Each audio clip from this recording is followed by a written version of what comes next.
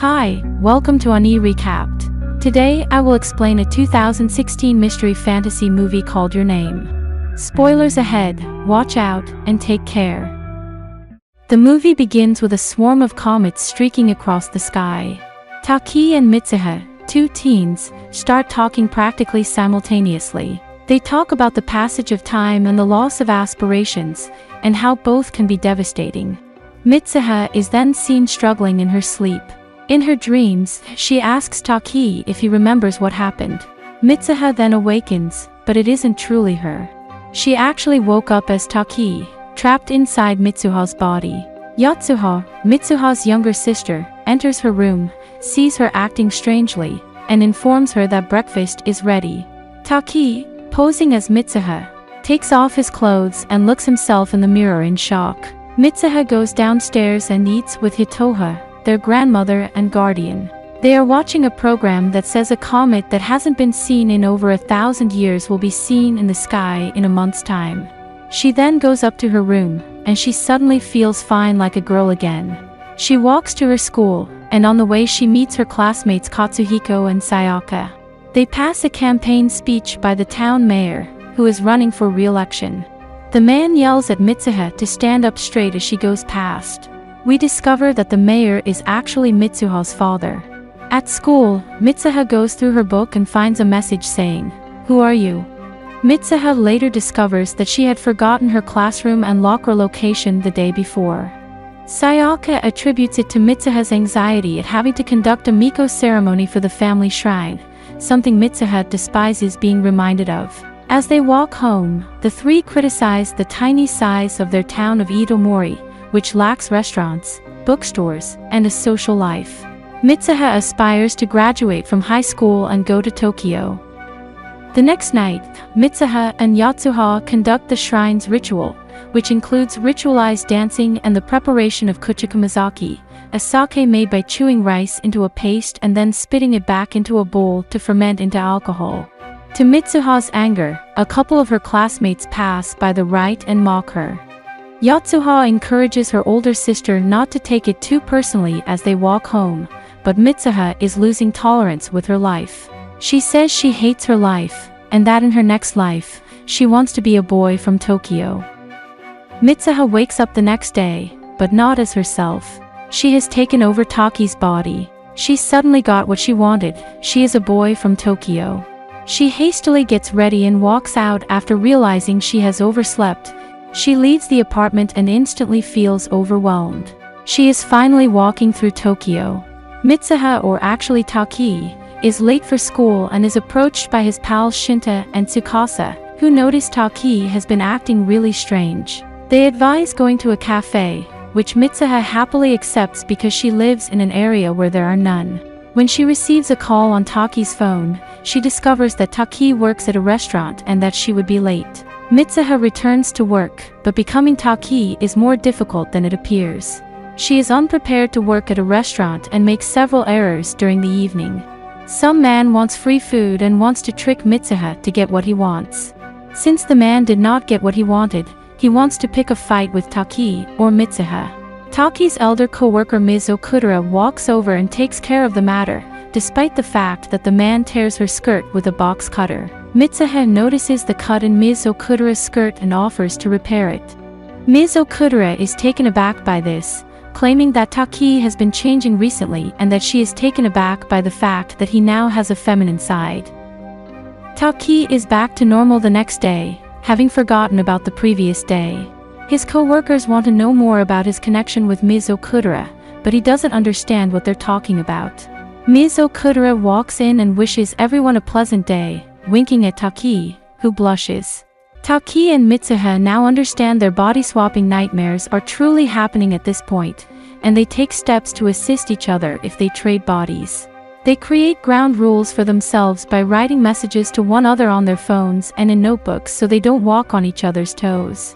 Mitsuha's regulations are more focused with manners, such as not allowing him to shower with her, and other social indications. Taki provides her career advice and cautions her not to waste all of his hard-earned money on sweets, since this will just force him to work additional shifts at the restaurant. Despite their best efforts, Both can't help but have a little fun at the expense of the other. At school, Taki manages to make a few students fall in love with Mitsuha, while Mitsuha flirts with Ms. Okudera, giving Taki a real chance with her. Both of them are enraged by the others interfering. One day Taki once again switches places with Mitsuha. It turns out that Mitsuha, Hitoha, and Yatsuha are on their way to the family shrine, which is hidden deep in the forest. The three make it to the temple and present the sake they prepared throughout the ceremony as an offering. Taki suddenly awakens and checks his phone. He discovers a text from Ms. Okudera, who expresses her excitement to meet him. He checks his phone notes, puzzled, and discovers that Mitsuha had set him up on a date with Ms. Okudera. Taki gets ready fast and dashes out of his house to see her. While Taki is on a date, Mitsuha is at her home and she starts crying thinking about him. Despite her best efforts, she is beginning to develop feelings for a boy she has never met. Taki catches up with Ms. Okudera and they dine at a good, pricey restaurant. They are looking at a photo exhibit when Taki notices a series of images that remind him of Mitsuha's town. Taki offers to extend the date later, but Ms. Okudera refuses. She realizes that Taki clearly has a crush on someone else, which explains his unusual behavior. Taki then decides to contact Mitsuha to express his feelings to her. Meanwhile, Mitsuha is at her local town festival with her friends. She can be seen looking at the comet, which is now fully visible. The comet breaks and Mitsuha watches in shock how a piece of it is heading her way. Taki is disappointed because he did not hear from Mitsuha. He hopes they could switch again, but it never occurred after that night. Taki lets it happen day after day. He starts sketching Itomori from memory, frantically attempting to find out where she lives, but with little success. He chooses to leave the city one day in order to locate the town and ultimately meet Mitsuha. Ms. Okudera and Tsukasa, who are there for moral support, accompany him. The three visits a variety of locations, but no one is aware of the town Taki has painted. Taki and his companions are about to quit up when they come to a halt at a nearby restaurant. The owner knows the location as Itomori, but when Taki inquires about the distance, the owner is silent for a brief while before stating that the town was devastated by a comet fragment 3 years prior, killing over 500 people. Taki is transported to the outskirts of Itomori, where he notices that the town has almost vanished. He attempts to show his buddies the notes Mitsuha left for him on his phone, but they vanish. He's at a loss for words. The trio visits a local library, where they view news headlines about the catastrophe as well as a list of the deceased. Mitsuha, her sister, and some of her acquaintances are among those who have perished. Taki is in shock. He switched places with a dead girl. While acknowledging that everything is weird, Ms. Okudera remarks that she has always thought Taki to be pleasant, but that he has become a better person as a result of this girl. Taki's wrist has a braid, which she observes. Taki claims he received it a few years ago, but he can't remember who gave it to him or why, despite the fact that he wears it frequently for good luck. When he is asleep, Mitsuha tells him to remember about it. Ms. Okudera wakes up the next morning to find a message from Taki instructing them to return home without him. Taki travels to Itomori and discovers the Mitsuha's family shrine. He enters and discovers the sake Mitsuha and her sister had left. Taki believes that if he drinks some of her sake, he will be able to establish one last connection and save her. Taki takes a sip, but when he rises, he trips and collapses. As he does so, he travels through Mitsuha's whole life and her death by the comet. Taki once again awakens in Mitsuha's body. He understands that he just has one more opportunity. He realizes it's comet day, and the town is about to be destroyed. When Hitoha tries to communicate with her granddaughter, she recognizes that someone else has taken up residence in her granddaughter. Taki wonders if Mitsuha's ancestors have these ties. Taki then searches for Mitsuha's friends, and lets them know about the comet. Despite their reservations about what they've been told, they trust her enough to assist her. They devise a scheme to disable the town's power supply using explosives stolen from Katsuhiko's father's construction firm. Sayaka will then go on the emergency radio station and order everyone to evacuate to the school, which is well beyond the comet's explosion radius.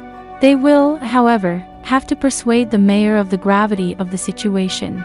Taki visits Mitsuha's father, but all he sees is his daughter's insanity, and he orders her to see a doctor. Taki, enraged, grabs his tie and starts yelling, but the both stop. "What's your name?" Mitsuha's father inquires, noticing that his daughter is not present. Taki rushes up to the shrine, believing his corpse with Mitsuha within is nearby. But then, Mitsuha awakens in Taki's body in the current day to see the town decimated. She asks herself, does this mean she is already dead? Mitsuha recalls the day she traveled to Tokyo in the hopes of seeing Taki, believing that even though they were officially strangers, they would recognize each other if they met. She ran into him on the train by coincidence, however he didn't recognize her as their connection would only begin 3 years after her death. She gets off the train, heartbroken, but Taki notices something and calls out to her. She untangles her braid and throws it at him, pleading with him to remember her name. She was the one who gave him the braid.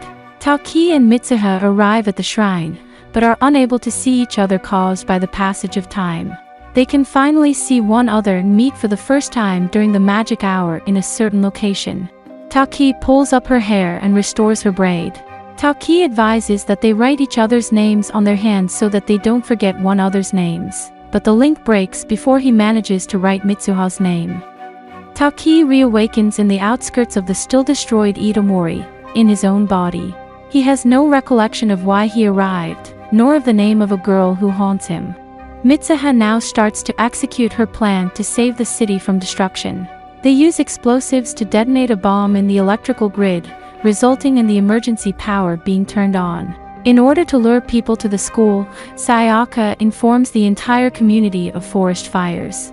The mayor is attempting to determine who is issuing the misleading warning. Sayaka is eventually apprehended, and the alert is switched off. Mitsuha starts running, but she grows increasingly dejected as she forgets Taka's name.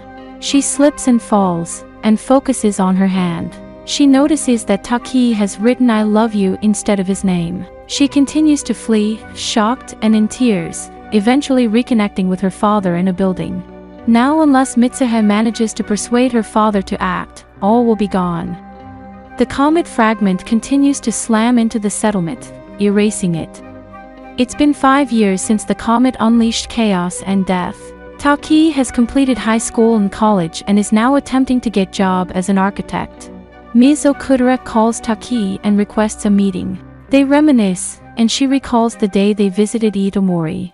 Taki claims he has no recollection of that day or why he became obsessed with the place. The things have changed after all. Mitsuha was successful in persuading her father of the risk. This, along with her audacity, resulted in the evacuation of the whole town to a location outside of the explosive radius. Taki, on the other hand, has no notion of his role in preventing a disaster or the girl he helped save. He then visits a local restaurant to think about everything. Taki then overhears a couple arguing over their wedding arrangements. It is Sayaka and Katsuhiko, meaning they both survived the accident. Taki searches the streets every day for a woman whose hair is braided in a precise way, not knowing why. One day, he runs across Mitsuha while riding a train. They have a connection, even if they aren't sure why. After getting off, they search for each other. Taki notices a lady at the top of a stairwell and goes by her as she descends. He wants to know if they had met previously. Mitsuha is crying as she looks at him. Then they ask at the same time, "What's your name?" And this is where the movie ends, leaving us wondering if they recall everything after all. Hey, if you enjoyed the video, give it a like. It takes only a second, but your sign of support is everything to us. Have a great day and see you in the next video.